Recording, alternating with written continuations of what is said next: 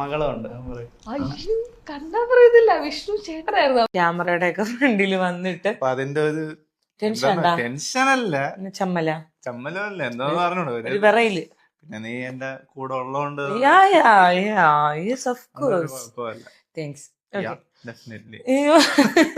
അപ്പൊ പറ, ഇപ്പൊ എന്തോ ഫീൽ ചെയ്യണെന്ന് വെച്ച് കഴിഞ്ഞാൽ ഭയങ്കര സന്തോഷമുണ്ട്, നല്ല സന്തോഷമുണ്ട്. കാരണം എന്നെ എല്ലാ കാര്യങ്ങളും അറിയാന്നുള്ള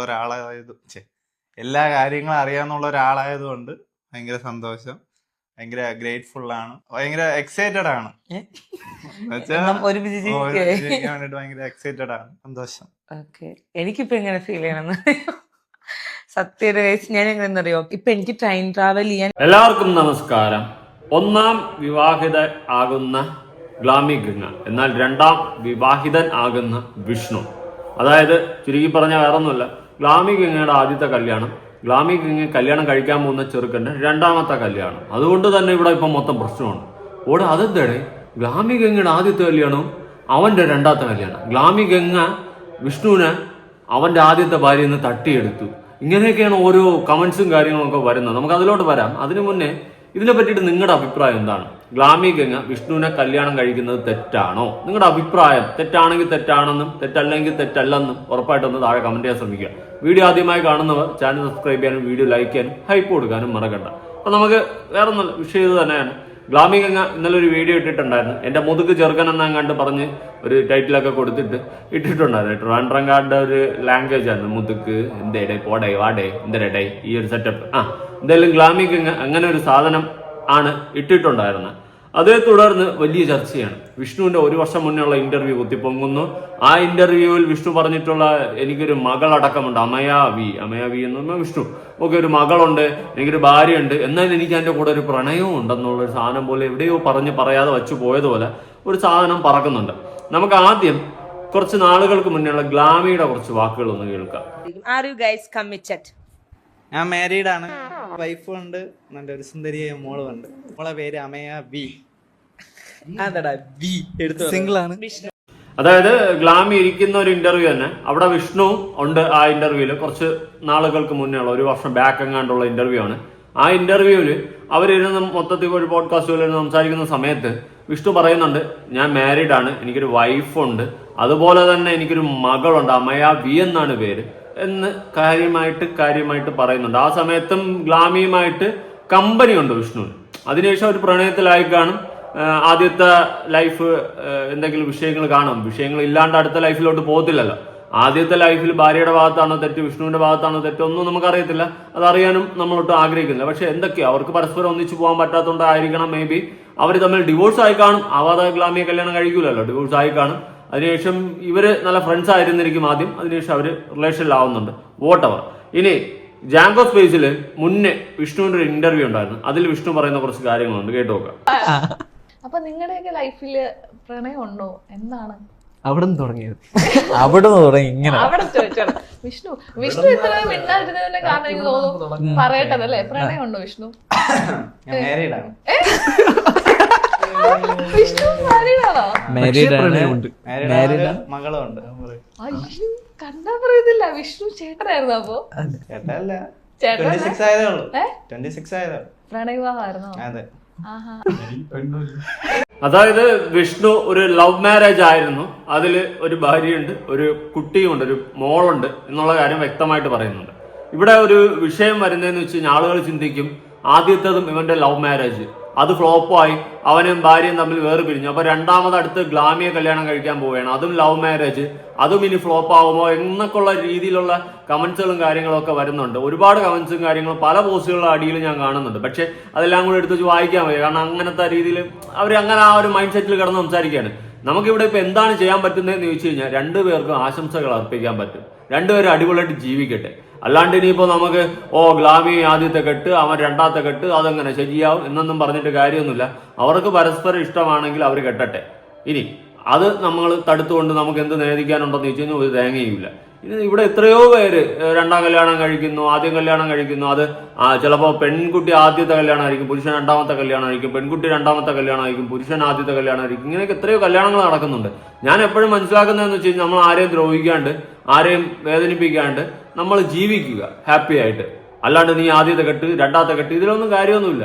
നമ്മൾ ജീവിക്കുക.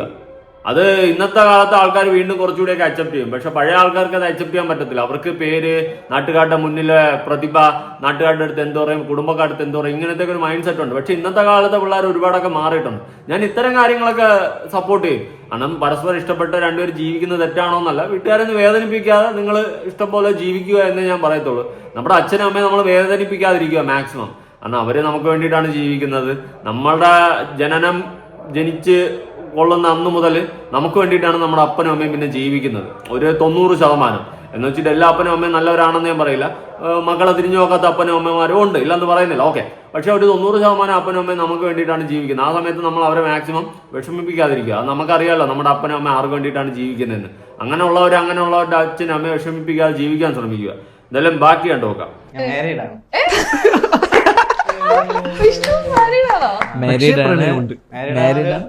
ഓക്കെ, ഈ ഒരു ഇന്റർവ്യൂവിൽ തന്നെ ഞാൻ മാരീഡ് ആണെന്ന് വിഷ്ണു പറയുന്ന സമയത്ത് വിഷ്ണുവിന്റെ ഒരു ഫ്രണ്ട് അപ്പുറത്തെങ്ങാണ്ട് ഇരുന്നിട്ട് പറയുന്നുണ്ട്, ലവ് ഉണ്ട്, ഏത് പ്രണയവും ഉണ്ട് എന്ന് പറയുന്നുണ്ട്. അതായത് മാരീഡ് കമ്മ് ലവ്, അതായത് ഒരേ സമയം മീൻസ് ചിലപ്പോൾ ഭാര്യയുമായിട്ട് ചേർച്ചയില്ലാതെ നിൽക്കുന്ന സമയത്ത്, ഡിവോഴ്സിന്റെ വക്കിൽ നിൽക്കുന്ന സമയത്ത്, ഡിവോഴ്സ് ആവാൻ വേണ്ടിയിട്ട് നിൽക്കുന്ന സമയമായിരിക്കും, വോട്ടെവർ അങ്ങനെ എന്തെങ്കിലും ഒരു സിറ്റുവേഷനിൽ നിൽക്കുന്ന സമയത്തായിരിക്കും ഈ ഒരു ഇന്റർവ്യൂ വരുന്നത്. ഇത് 1 year ബാക്ക് ആണ്.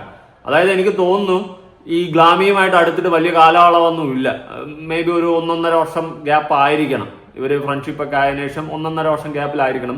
അറിയില്ല അതിന്റെ ഒരു കറക്റ്റ് ക്ലാരിറ്റി. അതൊക്കെ ഗ്ലാമിയിൽ പറഞ്ഞാൽ തന്നെ കറക്റ്റ് ക്ലാരിഫിക്കേഷൻ നമുക്ക് കിട്ടത്തുള്ളൂ. എന്തായാലും ഒരു 1.5 വർഷം ഗ്യാപ്പിലായിരിക്കണം ഇവർ പരിചയപ്പെടുന്നതും ഇവരിങ്ങനെ ഒരു തീരുമാനം എടുത്ത്, അല്ലെങ്കിൽ അവർ ഒന്നിക്കുന്നതായിരിക്കണം മേ ബി. എന്തായാലും ആദ്യത്തെ ഭാര്യയുമായിട്ട് വിഷ്ണു ഒരിക്കലും ചേർച്ചയല്ല എന്നുള്ളൊരു കാര്യം വ്യക്തമാണ്. ഇനി ഇതൊക്കെ കണ്ടിട്ട് ഇനി ആദ്യത്തെ ഭാര്യ രംഗത്തെങ്ങാണ്ട് വന്നിട്ട് വിഷ്ണുവിനെതിരെ സംസാരിക്കുമോ എന്നുള്ളൊരു പേടി മാത്രമേ എനിക്കുള്ളൂ.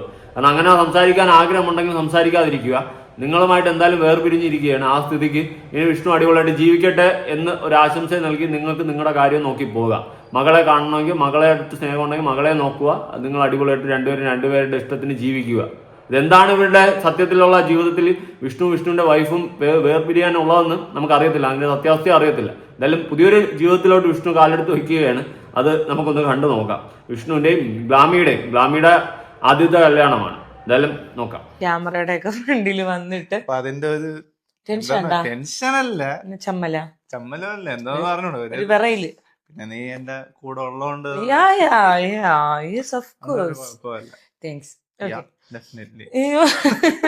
അപ്പൊ പറ, ഇപ്പൊ എന്തോ ഫീൽ ചെയ്യണെന്ന് വെച്ച് കഴിഞ്ഞാൽ ഭയങ്കര സന്തോഷമുണ്ട്, നല്ല സന്തോഷമുണ്ട്. കാരണം എന്നെ എല്ലാ കാര്യങ്ങളും അറിയാന്നുള്ള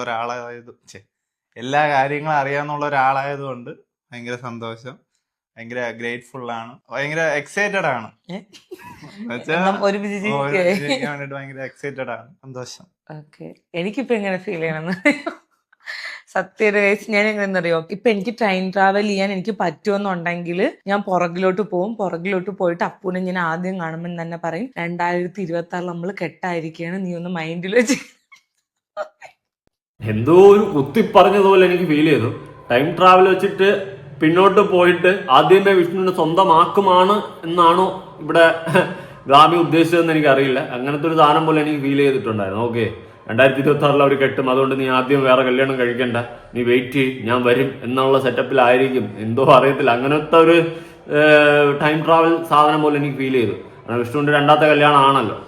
അതായത് ആദ്യമേ തന്നെ ഞാനങ്ങ് സ്വന്തമാക്കിയേനെ എന്നുള്ളൊരു സാധനമായിരിക്കും. അവർ തമ്മിൽ അത്രയും ബോണ്ടായിരിക്കും. പരസ്പരം ഇഷ്ടപ്പെട്ട് അവർ ഒരുമിച്ച് ജീവിക്കാനായിട്ടൊരു തീരുമാനമെടുത്ത് ജീവിതത്തിലോട്ട് ഇറങ്ങി തിരിച്ചാണ്. പ്രത്യേകിച്ച് ഗ്ലാമികയെ പറ്റി പറയുകയാണെങ്കിൽ ഞാൻ മുന്നത്തെ വീഡിയോസൊക്കെ കണ്ടിട്ടുണ്ട്. ഒന്നുമില്ലായ്മയിൽ നിന്നും ഒറ്റയ്ക്ക് വഴിവെട്ടി വന്നവൾ എന്ന് തന്നെ ഞാൻ പറയും. കാരണം ഒരുപാട് കഷ്ടപ്പെട്ട് സ്ട്രഗിൾ ചെയ്ത് ജീവിതത്തിൽ അങ്ങനെ ഓരോന്ന് അച്ചീവ് ചെയ്ത് എടുത്തിട്ടുള്ള ഒരു വ്യക്തിയാണ് ഗ്ലാമി എന്നാണ് ഞാൻ മനസ്സിലാക്കുന്നത്. എന്തായാലും നല്ല കാര്യം, ഉയർച്ച കൂടുതൽ ഉയരട്ടെ, ന്യായമായ രീതിയിൽ കൂടുതൽ വന്നു ചേരട്ടെ, അടിപൊളിയായിട്ട് ജീവിക്കാൻ സാധിക്കട്ടെ. എല്ലാം നല്ലതിന്, നടക്കാൻ പോകുന്നത് നല്ലതിന്, നടന്നത് നല്ലതിന്, ഇനി നടക്കുന്നത് നല്ലതിനാകട്ടെ. വിഷ്ണുവുമായിട്ടുള്ള ജീവിതവും അടിപൊളിയായിട്ട് പോകാൻ പറ്റട്ടെ എന്ന് ആശംസിക്കുന്നു.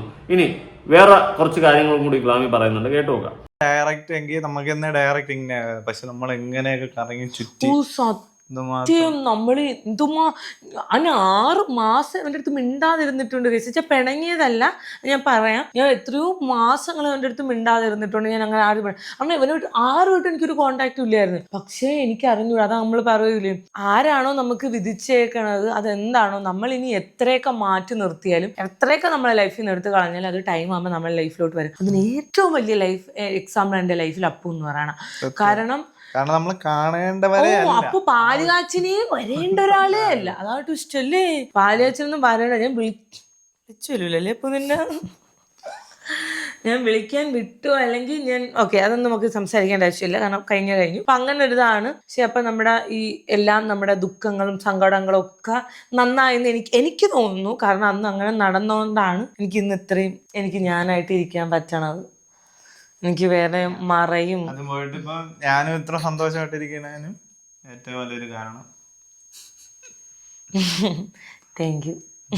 അപ്പം ഇത്രയേ ഉള്ളൂ ഗൈസ്. അപ്പം ഞങ്ങൾ എല്ലാവരുടെയും പ്രാർത്ഥന വേണം, എല്ലാവരുടെയും അനുഗ്രഹം വേണം.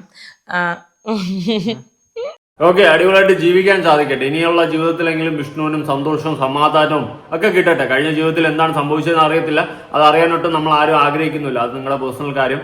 അതൊന്നും നാളെ ഒന്ന് പബ്ലിക്കിൽ വിളമ്പാതിരിക്കുക. വിളമ്പിക്കഴിഞ്ഞാൽ അവിടെ നിന്നും അടിയിട്ടും ഇവിടെ നിന്നും അടിയാം, ചെളിവാരി അടിക്കേണ്ട ഒരു സിറ്റുവേഷനിലോട്ട് പോകും. നിങ്ങളുടേതായ ലൈഫ് ഇനി മുതൽ സ്റ്റാർട്ട് ചെയ്യുക, ജീവിക്കുക. പക്ഷേ ഗ്ലാമിയുടെ മനസ്സും വലിയ മനസ്സ് തന്നെയാണ്. എത്ര പെമ്പിള്ളാർക്ക് ഇങ്ങനെ സാധിക്കുമെന്ന് ചോദിച്ചാൽ എനിക്ക് അറിയത്തില്ല. പിന്നെ ചിലവരൊക്കെ ഉണ്ട്, കല്യാണം കഴിഞ്ഞവന്മാരോടെ ഒളിച്ചോടുന്ന പെമ്പിള്ളാരൊക്കെ ഉണ്ട്, ഇല്ലെന്ന് പറയുന്നില്ല. കൊച്ചു പിള്ളേർ വരെ. ഇടയ്ക്ക് നമ്മൾ കഴിഞ്ഞ വർഷം എങ്ങാണ്ട് ഒരു വിഷയം ചർച്ച ചെയ്തിട്ടുണ്ടായിരുന്നു, ഓട്ടോക്കാരനോടൊപ്പം. അതായത് സ്വന്തം സഹോദരിയുടെ ഭർത്താവിനോട് ഒളിച്ചോടിപ്പോയ ഒരു അനിയത്തിയൊക്കെ ഉണ്ടായിരുന്നു. അങ്ങനത്തെയൊക്കെ വിഷയമൊക്കെ സംസാരിച്ചിട്ടുണ്ടായിരുന്നു. അതുമായിട്ട് കമ്പയർ ചെയ്യുകയല്ല, ഞാൻ ഓർമ്മ വന്നപ്പോൾ പെട്ടെന്ന് പറഞ്ഞു പോയതാണ്. അപ്പോൾ ഇവിടെ ഗ്ലാമിയുടെ കേസിൽ ഗ്ലാമി ഇവർ തമ്മിൽ ഇഷ്ടത്തിലായി, അവർ പ്രേമിച്ചിരിക്കുന്നു, ഒരുമിച്ച് ജീവിക്കാൻ ഒരു തീരുമാനമെടുത്ത് നല്ല കാര്യങ്ങൾ സംഭവിക്കട്ടെ. കമന്റുകളിലും അതും ഇതൊക്കെ പറയുന്നു, അവള് ഇവനെന്തിന് ഈ 2ാം കെട്ടുകാരനെ കെട്ടി, അങ്ങനെ ഇങ്ങനെയൊക്കെയുള്ള കമന്റ്സും കാര്യങ്ങളൊക്കെ കാണുന്നുണ്ട്. അതിൻ്റെ ഒന്നും ആവശ്യമില്ലേ, എന്തിനാണ് അങ്ങനെയൊന്നും പറഞ്ഞ് അവരെ താഴ്ത്തി കെട്ടേണ്ട കാര്യമൊന്നുമില്ല. ഇവിടെ ആദ്യത്തെ കെട്ടുകൾ കെട്ടിയവരെല്ലാവരും അടിപൊളി ഹാപ്പി ആയിട്ട് ജീവിക്കുന്നുണ്ടോ? എല്ലാവരും ഹാപ്പി ആണോ? കമന്റ് ചെയ്യും. നിങ്ങൾ കല്യാണം കഴിഞ്ഞവരെല്ലാവരും, ആദ്യത്തെ കല്യാണം കഴിച്ചവർ മാത്രം ഉള്ളവരൊന്ന് ചിന്തിച്ച് നിങ്ങൾ പറയുക, നിങ്ങളെല്ലാവരും ഹാപ്പിയാണോ? ഒരിക്കലാണെന്ന് എനിക്ക് തോന്നുന്നില്ല. പൂർണ്ണമായിട്ട് ആർക്കും ഹാപ്പി ആവാൻ പറ്റത്തുമില്ലെന്നാണ് ഞാൻ വിശ്വസിക്കുന്നത്. ഓക്കെ, അത് എന്തായാലും ആവട്ടെ. അതുകൊണ്ട് അവരടിപൊളിയായിട്ട് ജീവിക്കട്ടെ, ജീവിക്കാനുള്ള സൗഭാഗ്യങ്ങൾ അവർക്ക് ഉണ്ടാവട്ടെ. ചുമ്മാ വെറുതെ അവരെ ഇനിയിട്ട് കിണ്ടി കിണ്ടി കിണ്ടി കിണ്ടി അവരെന്തിനങ്ങനെ ഇങ്ങനെ എന്നൊക്കെ പറഞ്ഞ് കിണ്ടി നോവിക്കാണ്ടിരിക്കുക, ആശംസകൾ പറയുക. എന്തായാലും എല്ലാം നല്ലതിന് സംഭവിക്കട്ടെ. ഇനി അങ്ങോട്ടുള്ളതും നല്ല നല്ല കാര്യങ്ങൾ സംഭവിക്കട്ടെ. പ്രത്യേകിച്ച് ഗ്ലാമിയൊക്കെ എന്ന് വെച്ച് കഴിഞ്ഞാൽ ഞാൻ പണ്ടേ വീഡിയോസ് കണ്ടിട്ടുള്ളതാണ്. ഒന്നുമില്ലായ്മയിൽ നിന്നും തനിയെ വഴിവെട്ടി വന്ന് അടിപൊളിയായിട്ട് ജീവിതങ്ങൾ സെറ്റിലാക്കി എടുത്തിട്ടുള്ളവരാണ്. ഒറ്റയ്ക്കൊക്കെ വഴിവെട്ടി വന്ന ടീംസുകളാണ്. ഒരു പെൺകുട്ടി, ചിലർ പറയും പെണ്ണായ അവള് അടങ്ങി വീട്ടിൽ ഒതുക്കിയിരിക്കണം എന്നൊക്കെ പറയാറുണ്ട് ചില പഴയ ആൾക്കാരൊക്കെ. പക്ഷെ ഗ്ലാമി അതൊന്നും മൈൻഡ് ചെയ്യാതെ തന്നെ ഒറ്റയ്ക്ക് വഴിവെട്ടി വന്ന് ഒറ്റയ്ക്ക് സെറ്റായിട്ട് അവളുടെ കരിയർ ബിൽഡ് ചെയ്തെടുത്തിട്ടുണ്ട്. ഓക്കെ, ഒരു ബ്യൂട്ടി വ്ളോഗറാണ്. എന്തായാലും ഇനിയെങ്കിലും നല്ല കാര്യങ്ങളൊക്കെ ജീവിതത്തിൽ സംഭവിക്കട്ടെ.